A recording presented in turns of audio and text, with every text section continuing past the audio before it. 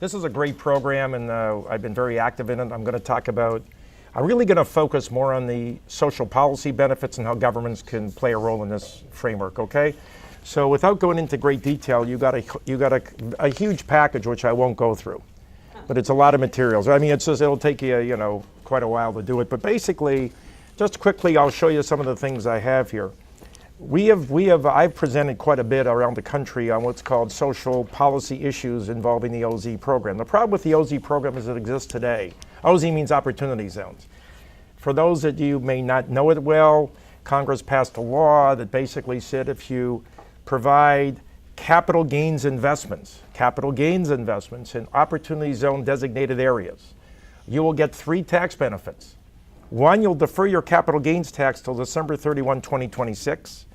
2, if you hold the investment for at least 7 years, you reduce your capital gains by 15%. If you hold it for 5 years, you reduce it by 10%. And the third benefit is if the entire appreciation of a capital gains asset, let's say you build an apartment project, if you hold it for 10 years, up to 30 years, I'll repeat this, the entire appreciation is tax-free. Tax-free. So this is a program, so let me give you a little background. Got a lot of criticism when it came out, and I wrote articles on it. I wrote an article called Opportunity Zones, Whose Opportunity Is It Really? And you'll read that, and I cite a lot of other articles. I did a lot of research on that about what the program did and didn't do. The program was intended to enable depressed areas, both rural and urban, and they're defined. We call them eligible areas, to receive capital to help provide infrastructure improvements, jobs, all the good things you would expect to take place. So what happened was there's eligible zones all over the country. The governors of each state, they had until March of 2018 to designate their opportunity zones. Florida has over 400 opportunity zones designated, over 460. So the governor, through their employees, but the governors had final say on this, actually designated the zones. So you have about 35 million people who live in opportunity zones in this country, 35 million. Largest communities that have population-wise are LA, Chicago, Houston, New York, obvious, and the island of Puerto Rico. Puerto Rico's I was there last week speaking, 97% of Puerto Rico is an opportunity zone. That is the #1 economic program in that territory, #1. That's their savior because they need capital. So the good news is it's a great concept, and it's been done in many countries, and it's very similar to the old empowerment zone program, except this gives very, very focused tax benefits. And the only way you get the tax benefits is bizarre. It's kind of counterintuitive. You must invest capital gains. So why did the government limit it to capital gains and say, well, we don't care. Why wouldn't we give the appreciation to anybody that writes a check? And the reason is they want to recognize the gain. So the motive, when they did the budget, the Treasury did the budget, they came to a conclusion. They said, look, we have $6 trillion of unrealized gains in the country, around $6 trillion. So they said, let's encourage some people to take gains now and defer the tax till December 31, 2026, so we can have that money working for us in our economy, in particular to benefit these zones, these opportunity zones. So but the only problem with it, and you'll see in the articles and the publications, and I actually sent you, I believe I gave you some of the backup articles that may be in there as well. And what happened was there was no accountability for whether the program was working. It basically, and it got chastised as being a program for the rich, which it is. I mean, it's really appealing to wealthy people that are going to sell assets and invest a lot of money in these programs. JP Morgan, Morgan Stanley, UBS, on and on, they're doing their own funds. The JP Morgan fund I saw, $1.1 billion. 1.1, that's one fund. We look at this as a multi-$100 billion industry in the next several years. I'm just trying to give you the gravitas of how significant this is in the player. Please ask, go ahead. Is it like a 1031 exchange? Very similar. It's a substitute for 1031. Let me explain to you why. It's a funny thing. You get your tax-free appreciation without dying. Because under the estate tax law, when you die, you get a step-up in basis, right? So they said you don't have to die to get a free step-up. 1031 defers, but when you die, you pay, whatever and all that stuff. So you understand. And the 1031, and by the way, it is a mixture. I do a lot of 1031 work. It does tie, good question, it ties both together. You can do both, by the way. You can take some of your money in 1031 of capital gains. Don't forget, the OZ program is, right now, 1031 is only real estate. Right, so this you don't have. No, it's any capital gain. So most of your wealth is in the stock market. Most of the unrealized gains in the stock market. So 1031 wouldn't work anyways. Right. But even for real estate developers who are primary beneficiaries of this program, because they're going to get money and they're going to use their own money and they're going to get money. So the real estate industry is going crazy. And Wall Street Journal about 2 years ago had a report that Miami was the #1 transactional city so far in opportunity zone sales. #1 in the country. No surprise, because Miami's an extremely dynamic. Can you still benefit from the investment if you don't use capital gains dollars? No, it's a regular investment. You can invest non-capital gains, but you get none of the benefits, including the appreciation's not tax-free. It sounds counterintuitive, but that's the way it is, because don't forget, Congress wanted you to realize a gain, and they're giving you the benefit because you realized the gain early. Yes? I have a question. If you can only be an opportunity zone if you went through that one program where they picked a place. They picked them already. They're designated. Are they going to do that again? No, it's done for 10 years. You're done through. No, I mean, you're done till December 31, 2026. The only exception was in Puerto Rico. Some of the land wasn't designated. They made a mistake because everything in Puerto Rico that met this standard was an OZ, and they made a mistake and they corrected it. I mean, that sounds funny, but Puerto Rico was unique because there's special laws for Puerto Rico. But basically, the governor, I can tell you some areas, it's bizarre. I mean, so the big criticism of the program is the biggest beneficiary would have been Amazon. Because Amazon, when they were going to Long Island City, was an opportunity zone. So people said, oh my God, and right away New York Times said, this is why are we giving Amazon, maybe billions of dollars of tax benefits? But they didn't go there anyway, so it's a moot issue. Let's understand that. I don't think that was their motive, by the way, but people could disagree about that. So there's been a lot of criticism, and that's why it's relevant to this group, because I'm here focused more on the social and government mentality, not on the private industry mentality. But you can see why this industry is booming. You can see why it's advantageous, because it's got so many benefits that you wouldn't have otherwise. But the intended benefit, and I'll read to you, have the materials here. In this social policy manual, the government realized they made a mistake. I think they realized it. They got a lot of criticism. So what they did was, when they issued the new policy regs on April 17th, they came out because they had the old regs and the new regs. The new regs kind of clarified, because the legislation was rushed through. It was totally bipartisan, by the way. Senator Booker and the senator from South Carolina were the proponents of it. So it's just totally nonpartisan, Republican and Democrat, totally nonpartisan. So let's understand, this program started during the Obama administration. It was actually being talked about. This is not a Trump program. People think it's one of these. No, it was done, and it was done for the right reasons.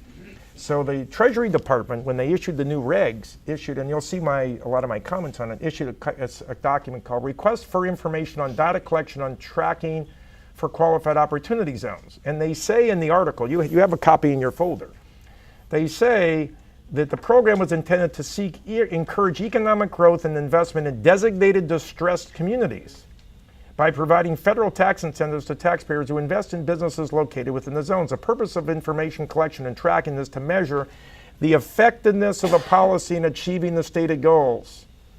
I can go on and on. So they finally realized, gee, we better find out what's going on. So in my policy memo, you'll see you have my response that I'm going to be sending them. I gave them a list of all the things they should be considering. And these are all the things you should be considering.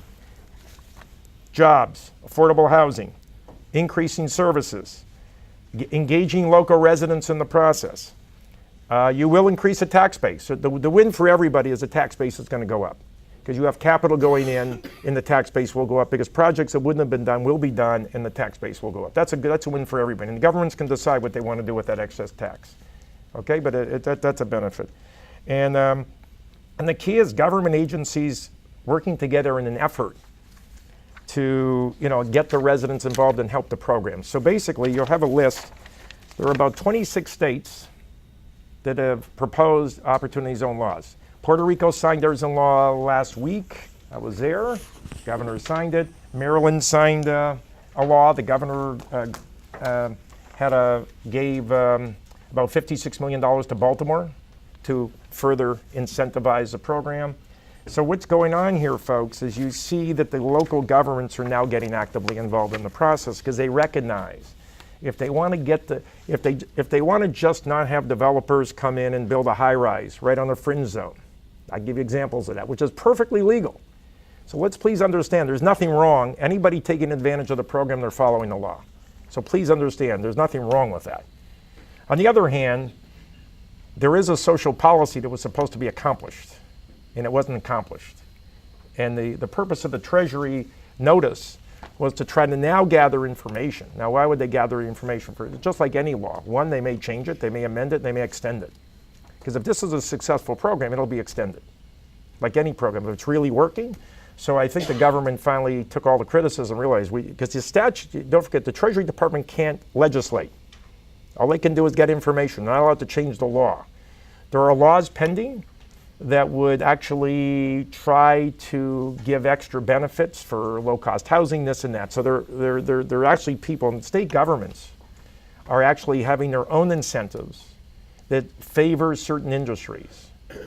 And so, and I was at a conference, very large conference in, actually the largest one in the country today, 1,400 people in Las Vegas on 10 days ago. And just to give you an idea, who was in attendance, they had the governor of Nevada, governor of Arizona. They had the head person from the Treasury Department came. They had all the top officials from California. This is becoming a very active program. So like the organization I'm very active with, they actually gave a list. They actually recognized the leading people in the industry in each department. And of the policy influencers, you have Cory Booker. This is alphabetical. You have Cory Booker, the mayor of Washington, the secretary of HUD, the governor of Florida, DeSantis was recognized because he's taken an active role. Florida has proposed a bill to try to incentivize and create agencies, which I can get you a copy of. It's a long bill. It's going to take a while to get through. The governor of Ohio, the mayor of Los Angeles, the governor of Maryland. Then you have various senators, U.S. senators, congressmen, et cetera, et cetera. But you're getting the message. I mean, this is high up in the government. This is a real deal. So in your package too, you'll have, just to educate you, my partner Miguel Diaz de la Vertia, Miguel used to be a state senator, county commissioner, you may know Diaz, we presented an article together about how local governments can help low-income residents benefit. So we actually created a position paper on this we think would be valuable in your group analyzing what you guys can do. Yes? The biggest problem with building, even affordable housing, is getting lending. Getting somebody to give you the money to purchase the property to build the project. Now let me give you, let me give you the opposite of that. I mean, that's good. So there's really three factors that'll change that. Yeah. I'll tell you what the three are. I'm going to tell you the three. Normally, I got my, Sam's a real estate guru, as you know. Obviously, everybody knows Sam's an expert in this. What do developers do? They try to maximize their leverage, right? Typically. Opposite in this program. Why? Because if you don't invest capital gains equity, you don't get the tax benefit. The program being done by J.P. Morgan for $1.1 billion initially is all equity. All equity. They'll finance later. They want to raise $1.1 billion to do three or four different projects in New York and Connecticut. Okay, so that's with a huge, huge. Do you borrow with this equity company? No, the equity's equity. It's not a loan. Right. Don't forget. They have to put their own money into it. You have to write a check, and it's got to go into the program. So unlike normal real estate, you are incentivized to over-equitize a project.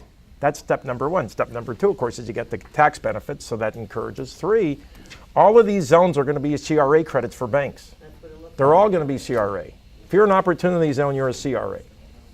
Next, I think next government officials are going to say, okay, we understand that if I'm in South Chicago, which is the main opportunity zone in Chicago, which is an issue, and the mayor is dealing with that because we have an office in Chicago, so we're addressing that with the new mayor. It's a tough area.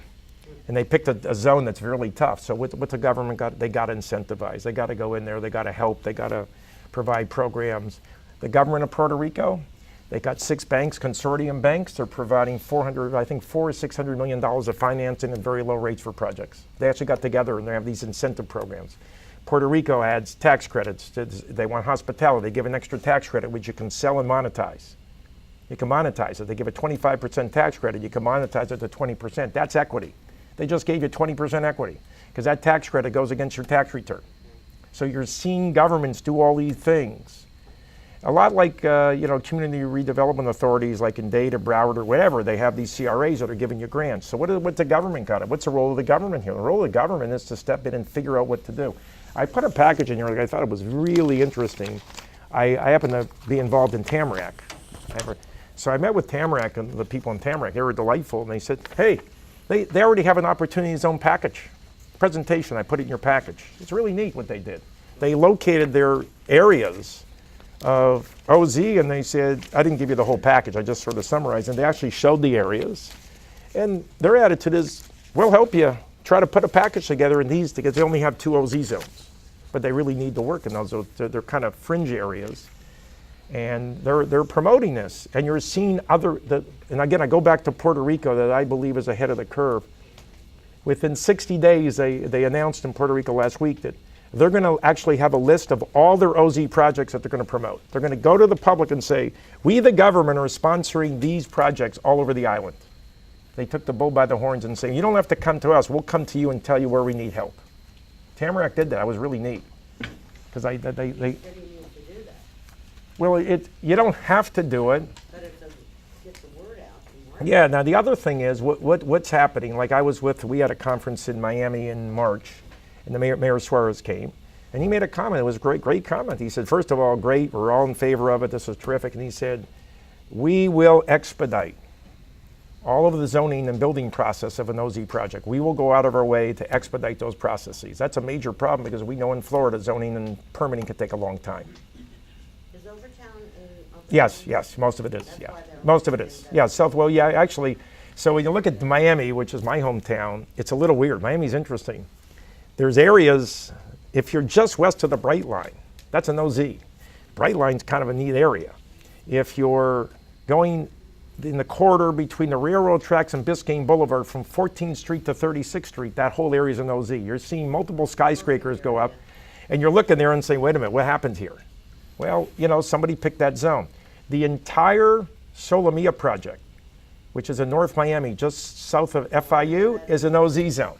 You figure that one out. That's all OZ. Where Costco is? Where Solar- Yeah. That is a opportunity? Yeah, that whole area, 200 acres, that whole section is OZ. Go ahead. But the problem is, for the municipal CRAs, this doesn't correlate to all the CRAs in Dade County. Like, for example, specifically in North Miami, it's great that they included Solomia, but the traditional CRA, which is west of Biscayne and, between Biscayne and I-95 for the city of North Miami is not, those census tracts, it's not included. Let me make a comment. Yeah. I'm not the governor. No, I know that, but I'm saying if the purpose is. Or the to prior governor. I don't want to, it's a prior governor, No, not I'm the saying current if you governor. want to leverage, those incentives. There is a property west of Biscayne near 163rd. It's an OZ zone. There's a section. There's a Because few. that's in North Miami Beach's Yeah, CRA, yeah. which hasn't had much success Yes. because they don't have the dollars. Because what they did was they took the money from Solomia and they took that money and put it into the CRA. So the people in Solomia that are paying, the people west of them are getting that benefit. Yeah. Let me make a comment. There's been a lot of criticism Yeah. of the program. Half of Brooklyn is an OZ. Probably half. Brooklyn is booming. They used 10-year-old census tracts when they did the eligible requirements. Eligible meaning it's a poverty test or an income test. And if you met that test, they used old data, 10 years old data. Nobody made them, there was no intent here. So the eligible zones were large. And then the governor got to pick any areas they wanted in the eligible zone. They're the ones that picked it. And they picked 25% basically, that was the formula. So you look at the results and you'll say some areas are providing incentives for what we call zones that are already being regentrified. That's the word. I'm not valuing it because it is what it is. And in Florida has plenty of those. I have a project in Daytona Beach. It's an A+, they're building an A+ apartment project in the OZ zone in Daytona Beach. It's like, how did you get the designation? It's like, I don't know. They got the designation. So A lot of it is somewhat illogical. A lot of it's very logical. I mean, Liberty City in Miami, Little Haiti. I mean, there's areas that are absolutely OZ zones. Oh, you know, in Fort Lauderdale, you have Flagler Village. Flagler Village is all OZ. We're doing 2 projects there, OZ projects right now in Flagler Village. You can't afford to buy land in Flagler Village anymore. Oh, by the way, the other thing, I guess, thank you, the consequences, there's no question that OZ has increased property values in regentrified areas where it's advantageous because people understand that the OZ benefit, and that's, one would say, maybe a negative because now you've increased property prices, but the market takes there is a value, and people will pay what? And if somebody's overcharging, that's not going to sell. I mean, people aren't going to, by the way, they're very important in the industry.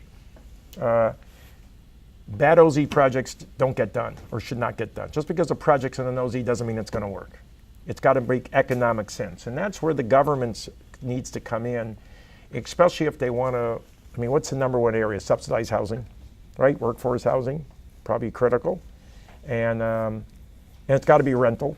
It's got to be rental because you have to be a capital gains asset or else you lose the benefit. Clearly, I'm promoting that governments try to take older buildings, classrooms, do training facilities. They're doing that in Missouri. One of the cities in Missouri has a training facility. They took a classroom and they turned it into a training program for jobs, things like that. I have one problem how this program came out, because most cities did not know anything about opportunity zones and how to apply. So I think a lot of the cities, I wish there was more PR on it, and if it wasn't for this council, I wouldn't have heard about it, because we had Jim Harris, who had come out and told us about opportunity zones. But if the cities don't have really good people in their economic development, there was no way they knew how to really approach this whole thing in the time frame that they gave them. Yeah, well, the Florida, as a matter of fact, I'm going to send you a report. The group in Florida, the gentleman's name was Gray Dodge. He ran the program for Florida. He's now a private consultant. And Aaron Gillespie as her assistant. And Aaron gave a report. I'm going to forward it to you. I couldn't print it. I was going to print it, but you know Aaron? She's very nice. So I'm going to send you a report. I was with her in Las Vegas, and so they are now counseling governments on how to manage the program because they did the program for the state. Now, when they did the program for the state, that doesn't mean they did the designations. That just means that they followed the governor's approach, but they actually did the mechanics for the government. Now they're private consultants. Nobody even knew where these opportunity zones were kept. I mean, Oh, they're all, but all you got to do is go on a slide, when it go on a. first started, How it got picked? No, when it first went out, Right. they picked the areas. Yeah. It took forever for us to find out which areas they picked. It took a while. You're right. It took a while. Yes, question? Just one thing, and it's old now, but the Department of Economic Opportunity, they created a website so municipalities that they can go and they see like what areas that they can select. And so I do state lobbying, so we were fortunate the majority, if not all of our cities were able to identify areas and select them. And the Good to know. office, we worked really well.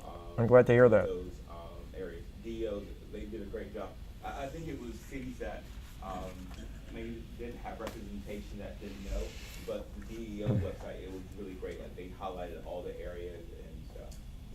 See, the eligible areas were automatic. Eligible is eligible. That's a statistical sample based upon 10-year statistics. So if you ever go to a map, you have the light green and the dark green. The light green's eligible, the dark green's designated. You only care about designated. If you're eligible, it doesn't make a difference to you. You got to be dark green, and that's real. So I just wasn't, in other words, it wasn't every loan Yeah. contract. There's no federal legislation on this. The governor is designated. As long as it was in the eligible zone, governor designated. But each state, each municipality, or each government, it's a state, and of course Puerto Rico's a territory.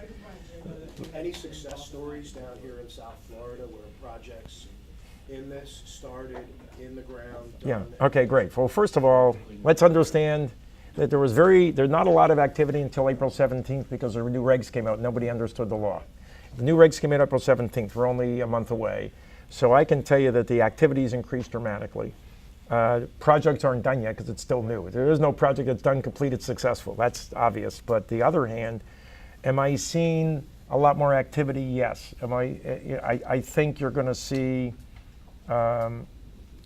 what I call I know in some of the zones I'm looking at, workforce housing, middle class, working class, not poor, because they can't, unless they go Section 8 or get subsidy, they can't work. It can't make the model work. So like Flagler Village is a good example. I think it's more of a transition area maybe.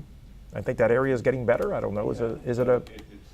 I would say it's already transitioned. Okay, but it's But there's actually there's a complaint about some of the older residents there about the gentrification. yeah. And so that's. No, but that's that's a problem with the program. I mean, the program by definition is going to encourage, like but in a good way. There's good and bad. Like I have a client. He's assembled properties in Miami in a zone, right near Overtown. I don't know if he's legally Overtown. He's maybe north Overtown.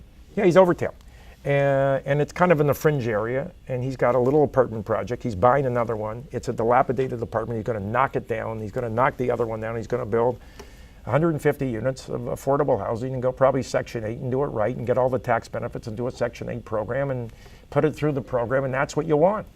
Generate workforce. That'll be subsidized housing because that makes sense in that location because he got the land right. He's not into it too high.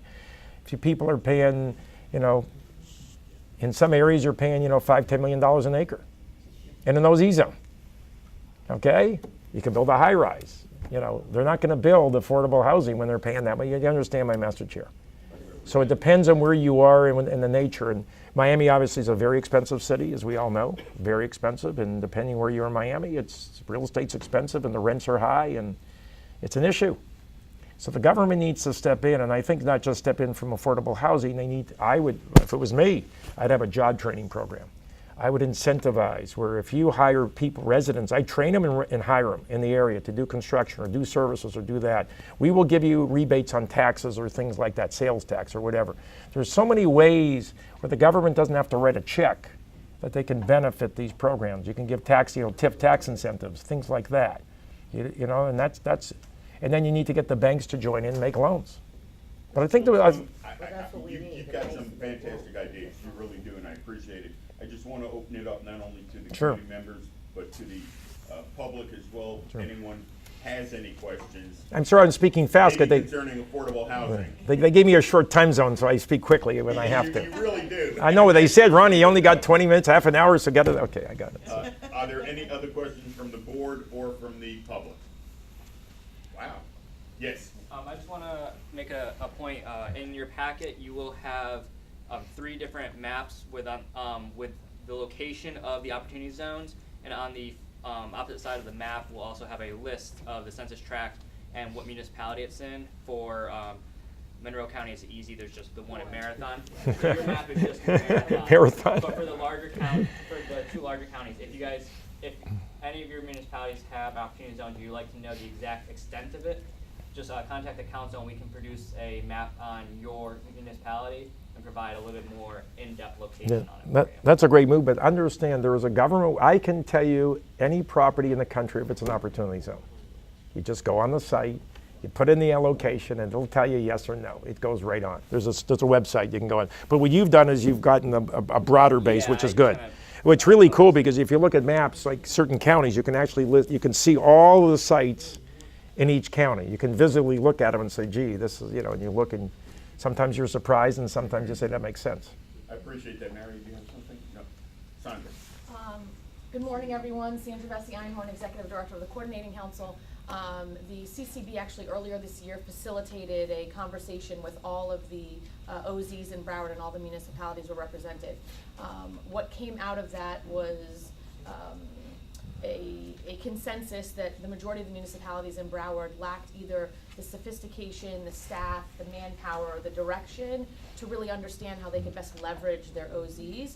Are there specific policy recommendations either at a county level or a municipal level that you could share with the planning council that then could be shared perhaps with us, that we could literally spoon feed to the cities to say, hey, here are some really great strong recommendations in terms of policy that can help leverage the OZs? Yeah, so first of all, look at the Tamarack package. They did a neat job. That was cool. They actually identified their programs and said, here it is, and we'll help you try to figure it out. Because they've located all the owners, they have a track, they know everybody owner, they feel that you can go to them and approach them because a lot of, underutilized assets. Sometimes there's government property. Obviously, it's a private industry, so you can't just force somebody, you can't condemn property to do an OZ deal, but I think making, like Puerto Rico, I think's got it right. They're coming out and they're saying, these are our opportunities, we're going to present it to you.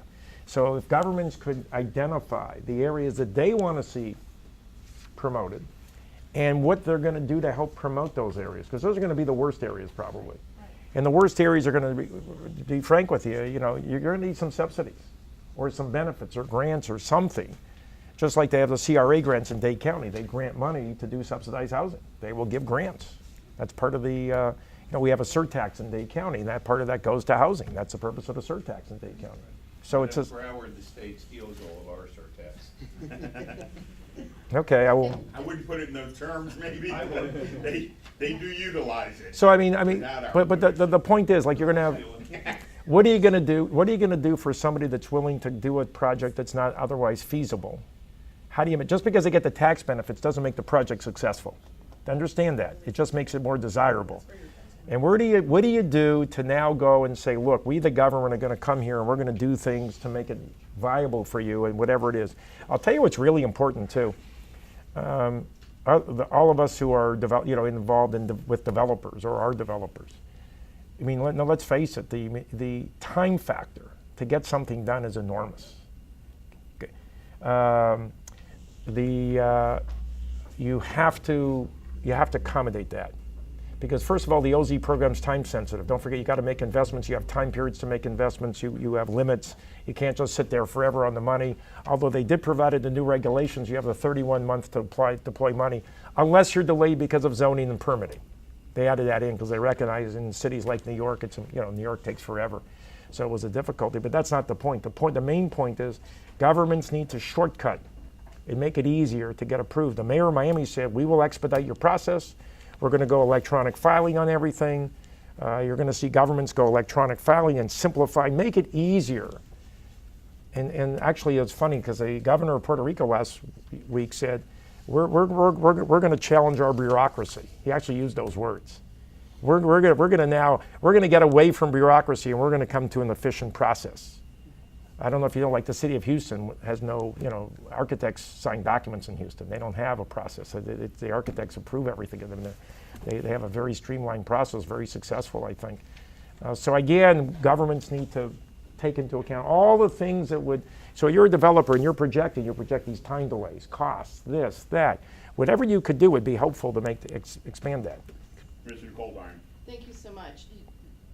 The only area in Monroe County is actually in Marathon, as you just said, and I was on Marathon City Council when this rolled out, and we all kind of scratched our heads for a moment on why was that the place in Marathon that was picked. When we looked at it and thought there were other places that it would have made more sense to have the redevelopment.